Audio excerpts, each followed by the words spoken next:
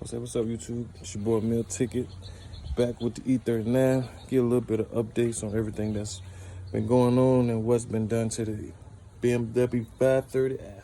All right, starting off, you see how long the car been sitting. So a lot of things been changed. I got this. I picked this up off a Rec One for like $30. Brand new boot. This is prone to crack. That's brand new. It's another one on the backside that's brand new.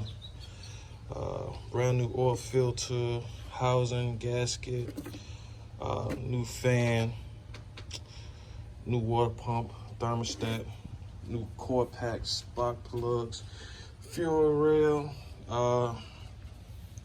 fuel pump, fuel gasket, oil change, oil filter. Surprisingly, crank up. It ain't got no power steering fluid in it. I just recently took that off. But yeah, other than that, 142,000 miles. Checking it.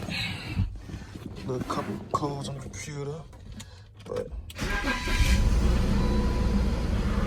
crank, you got a little noises, you know. I got a little codes, gotta fix that, get that squared away.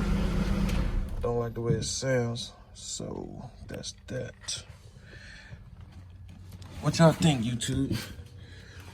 Should I leave it the way it is, put it back stock, or continue with put the M5 bump on it, fenders, drop it down on coilovers, 18s? What y'all think?